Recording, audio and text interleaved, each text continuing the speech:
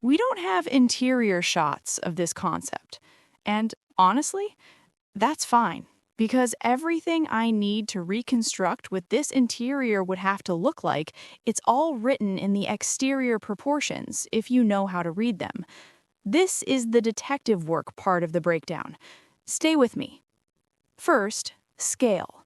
Based on the proportions visible here and comparing the cab height and window scale to known reference points, this concept appears to be sitting somewhere in the range of 13 to 14 feet tall and likely 45 feet or more in total length. If those estimates are close, and I think they are, then the interior habitable section alone would be somewhere around 30 to 35 feet long.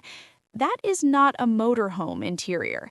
That is an apartment that happens to have wheels. Let's walk through it. The entry and living area. Given the side panel height and where those blue accent lines sit relative to the roofline, my estimate puts interior ceiling height at somewhere between 6'8" and 7'2" in the main living section. Full stand-up height. Not ducked head, not angled, not you can stand up if you move to the center, actually, genuinely stand up straight ceiling height. In a vehicle this size, that single number is the difference between feeling like you're visiting a space and feeling like you live there. The exterior suggests very minimal window exposure on the sidewalls, which is an interesting design choice. Most luxury coaches maximize glass for light and views. This concept does the opposite. The living section walls are largely solid, with the light coming from those electroluminescent strips and, I'd argue, almost certainly, from a skylight or roof-mounted light system above. The design philosophy seems to be control the environment inside completely. Don't let the outside world define your interior mood. That's a bold philosophical call, and for a certain type of person, someone who wants their mobile home to feel like a private club rather than a rolling greenhouse, it is absolutely the right call. The living zone. A space this long, with this height, would almost certainly be divided into distinct zones rather than one open floor plan. Think about it the way you'd think about a private aircraft cabin. There's a reason those interiors feel considered rather than just spacious. You'd expect a front living area with seating, probably facing each other or toward a display wall, then a transition into a dining zone, then further back a sleeping area with genuine bedroom-level privacy. Not a full-down bed, not a convertible sofa, a proper, fixed, walk-around bed because the footprint here supports it. The kitchen. Given the overall design language, dark, technical, precise, I'd expect the kitchen in this concept to feel more like a chef's prep station than a galley. Integrated appliances, dark surfaces, probably a matte black or very dark stone effect countertop to mirror the exterior philosophy. Induction cooking, because in a concept this technically sophisticated, you're not putting a gas flame in here. And storage, because a vehicle with this many exterior utility bays has clearly thought hard about where everything goes. The bathroom. This is where most motorhome concepts, even impressive ones, make compromises that break the illusion. The wet bath, the combined shower-toilet situation that reminds you, despite everything, that you're in a vehicle. Based on the length here, I genuinely think this concept could support a separated wet bath, shower in one compartment, toilet and vanity in another. It's not guaranteed, but the footprint makes it possible in a way that most coaches simply can't achieve. And if the designer had that conversation with themselves, which, given the ambition of everything else here, I believe they did, then the bathroom in this concept is genuinely residential in scale. The cockpit. Now let's talk about the driver's position, because this is where the concept gets really interesting. The cab section of this vehicle is clearly inspired by modern heavy-duty trucking architecture, that high, commanding seating position, the wide windscreen wrap, the sense of sitting above traffic rather than in it, but filtered through a luxury design lens, so you'd expect that cab interior to be finished with the same obsessive detail as the living section. Think aviation-style instrument clusters. Think wraparound display integration rather than traditional gauges. Think a driving position that makes you feel less like you're operating a vehicle and more like you're piloting one. Imagine pulling this into Zion National Park at dusk, or parking overnight in the Scottish Highlands, or positioning on a cliff top somewhere on the Algarve coast. From the driver's seat of this cab in a vehicle this imposing, those moments wouldn't just be nice. They would feel cinematic. They would feel like you had arrived. Smart systems. A concept with this level of exterior sophistication, the integrated lighting, the flush panel work, the precision surface finishing, is almost certainly imagining an equally sophisticated smart system inside. Full climate zone control per room, automated lighting scenes. I'd bet the designer imagined a night mode where all exterior LEDs dim to a slow pulse and interior lighting shifts to something warm and ambient. Connectivity as standard, possibly a centralized touchscreen hub or voice control integration for everything from slide-outs to awnings to climate. In the world of this concept, you don't flip switches. You tell the vehicle what you want, and the vehicle figures out how to give it to you. The interior of this concept, as I imagine it, would feel less like a motorhome and more like a dark, intelligent, beautifully considered private space that just happens to move. That's not a common thing. That's a rare thing. And the powertrain question, how something this massive, this ambitious actually moves, that's what I want to get into right now. Here's the honest question that a vehicle this size always forces. How do you actually move this thing? Because we're not talking about a Class B camper van. We're not even talking about a standard Class A diesel pusher. Based on the proportions here, this concept is in the heavy-duty supercoach category. Think above 40,000-pound gross vehicle weight, multi-axle, the kind of engineering challenge that makes conventional motorhome platforms look simple. So let's think through what would actually need to happen to bring this to life. Electric or hybrid?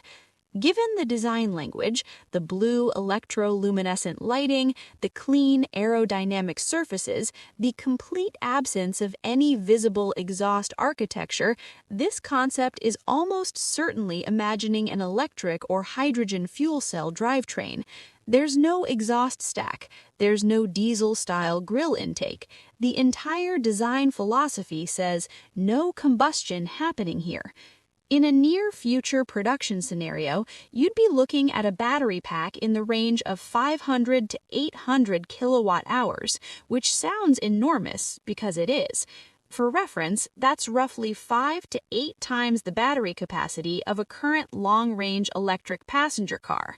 The technology to build that at vehicle scale exists in prototype form today. Making it affordable, reliable, and safe in a road vehicle, that's the engineering mountain that would need to be climbed. Look at this thing. No, actually look at it. Don't scroll. Don't skip ahead. Just look at what's in front of you right now. Because whoever sat down and designed this wasn't thinking about campgrounds. They weren't thinking about highway lanes or parking spaces or what the neighbors at the RV park would say. They were thinking about one thing and one thing only. What would it feel like if a stealth bomber and a private jet had a child, and that child decided to live on the road? That's what this is. And I genuinely haven't been able to stop analyzing it since I first laid eyes on it. Now, full transparency, right here, right now, before we go any further, this is an AI-generated concept design. It doesn't exist in any factory. No production line, no delivery date. No one is building this. It was born entirely in imagination, and honestly, that's exactly what makes it worth an entire breakdown. Because when a designer has zero real-world constraints, zero board approval, zero budget committee, this is what comes out. And what came out here is genuinely one of the most aggressive, intentional, jaw-dropping motorhome concepts I have ever analyzed. Here's what we're doing today. Full walk-around, front face, side profile, that extraordinary light system, the stance, the surface design. Then we're going inside, or at least we're going to build a picture of what has to be inside based on everything we can read from the exterior. Then powertrain logic, because a vehicle this size with this design philosophy raises some very specific questions about how it moves. And at the end, I'll give you my honest verdict. What this concept gets brilliantly right, what I'd push back on, and the one detail on this vehicle that I think is genuinely ahead of anything I've seen in this space. Stay with me because there's something happening with those light strips on the side of this vehicle that I want to save until we get there. Because once I explain what I think the designer was doing with those, you're going to see this whole concept differently. Let's go.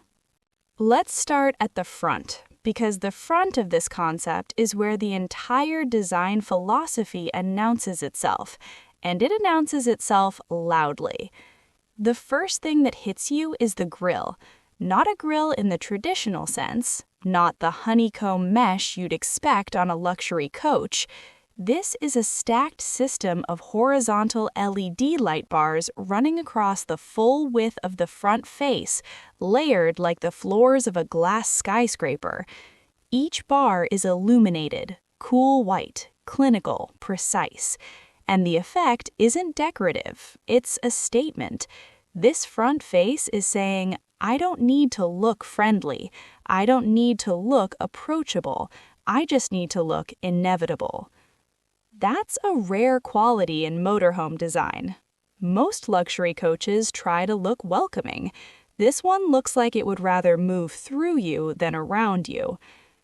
Below the grille stacks, you've got a lower bumper section with what appears to be a full-width LED strip running horizontally, and above that, the fog light zone is integrated so cleanly into the front fascia that the whole lower section reads as one unified element. There's no visual clutter here. Every line earns its place. Then the headlights. Oh, those headlights! They're L-shaped, hard, angular clusters that drop vertically down the corner of the cab and then cut inward along the lower bumper line. In real-world automotive design, that kind of signature lighting is what brand design teams spend millions developing. Think about how instantly you recognize a modern Audi from a distance just from the DRL shape. That's what's happening here. These headlights would be recognizable from half a mile away in a tunnel, and in the dark, this thing would look like it arrived from a different decade entirely. Now, let's move to the side, and this is where the concept goes from impressive to extraordinary. The entire side body is finished in this deep gloss black, and I want you to understand what that finish is doing beyond just looking incredible. Gloss black on a vehicle this size is a high-risk, high-reward design decision.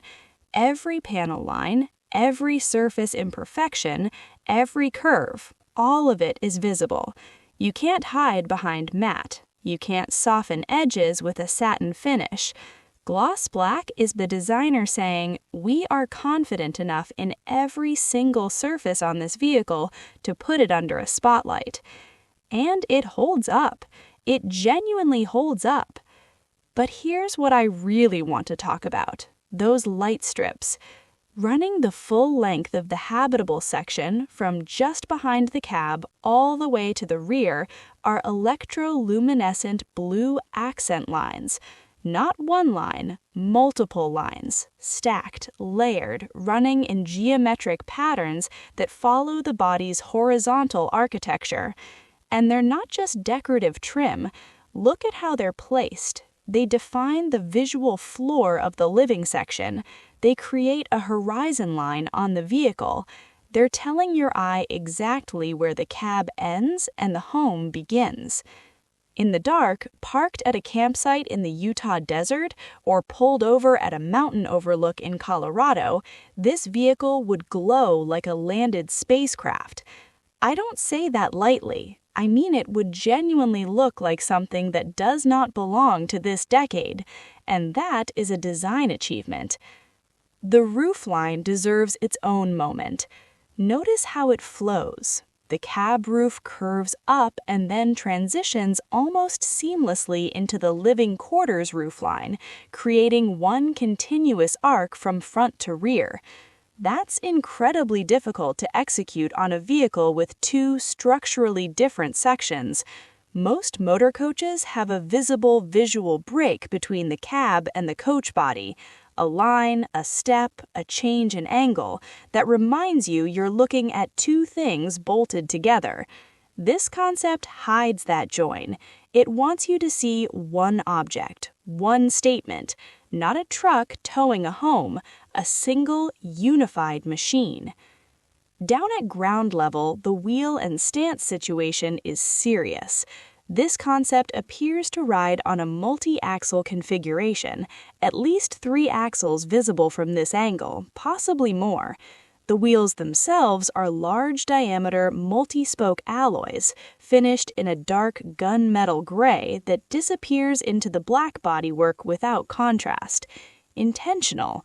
The designer didn't want you looking at the wheels.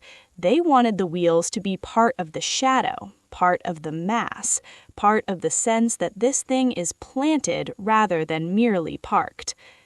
Along the lower sill, you can see a series of compartment doors, utility bays, storage hatches, equipment access panels, all integrated so flush into the body that from a distance they're nearly invisible. That level of panel fit on a concept of this scale is remarkable attention to detail. The exterior alone makes this one of the most compelling concepts I've ever put in front of a camera. But here's the thing, the exterior, as extraordinary as it is really just the armor. What I think is happening on the other side of those walls, the space the designer imagined inside this machine, that's where this concept either justifies itself or falls apart. Let's go inside. Realistically, a battery system that size, paired with roof-mounted solar, which this roofline absolutely has the surface area to support, could give you somewhere in the range of 200 to 300 miles of range per charge under good conditions, which sounds modest until you remember what this vehicle is. You're not commuting. You're not doing day trips. You park somewhere extraordinary. You live there for 2 or 3 nights completely off-grid, solar topping up the battery each day, and then you move to the next extraordinary place. 3 to 5 nights of full off-grid capability. No hookups, no campground electricity, no generator noise breaking the silence of wherever you've chosen to be. That's not a limitation, that's the whole point. The multi-axle platform also opens up an interesting weight distribution possibility. Spreading the mass of a large battery pack across multiple axles means lower per-axle weight, which improves road legality across more jurisdictions and reduces wear on both the vehicle and the road surface. That's a real engineering reason to go multi-axle, beyond just stance aesthetics. Though the stance aesthetics, I'll admit, are also exceptional. The technology to fully realize this concept doesn't entirely exist yet, not at production scale, not at an accessible cost, but the direction it's pointing toward, Every major component of this drivetrain concept is in active development somewhere in the world right now. This isn't science fiction. It's about 10 years of engineering ambition away from being a real conversation. And now, my honest verdict. All right, here's where I tell you what I actually think. What this concept gets brilliantly right, and I mean brilliantly, is the unified design language. From the front face to the rear, from the cab roofline to the lower sill, this vehicle reads as one complete thought. That is extraordinarily difficult to achieve on a vehicle with this many structural constraints. Most motorhome concepts look like a cab attached to a box. This looks like something that was designed as a single object from a single perspective. That coherence is rare. It deserves acknowledgement. The lighting system is also genuinely ahead of where the industry is right now. Not the brightness, not the LED technology itself, that's standard. I mean the intent behind the lighting. Using electroluminescent lines to define the architectural language of the vehicle, to create a visual identity that works equally in daylight and at night, that's thinking borrowed from architecture and applied to automotive design. And it works in a way that makes almost every other motorhome concept look like it was designed in a different era. What I'd push back on, and I'm being honest here, is the window strategy, or more accurately, the lack of one. A vehicle this ambitious, designed for people who want to live in extraordinary places, I'd argue it needs more connection to those places. The minimal side glazing give the exterior incredible visual mass and drama, but inside you'd trade away natural light and landscape views that, in my opinion, are a non-negotiable part of the luxury mobile living experience. The designer made a choice. I understand the choice. I'd still argue for more glass on the living section sidewalls. The one detail I find most impressive, the roofline transition. That seamless flow from the cab roof arc into the living quarters roofline, hiding the structural join between two completely different vehicle sections, is the kind of detail that most people will never consciously notice, which is exactly the point. The best design details are invisible. You just feel the result, the sense that this is one thing, not two things bolted together, and you don't know why you feel it. That's craft. Real craft. Now, this concept will never roll off a factory floor exactly as you've seen it today. Let me say that clearly. It's AI generated, it's fictional, it's a vision, not a vehicle.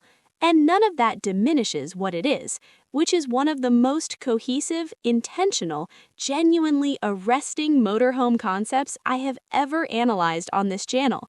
It makes you feel something, and in design, that's the whole game. Here's my question for you, and I want to hear this in the comments. The designer made a clear choice: dramatic exterior presence over interior natural light, minimal windows, maximum visual impact on the outside. Do you agree with that trade-off? Or would you add more glass to the living section, even if it softened that incredible exterior drama? Drop your answer below. I read everything.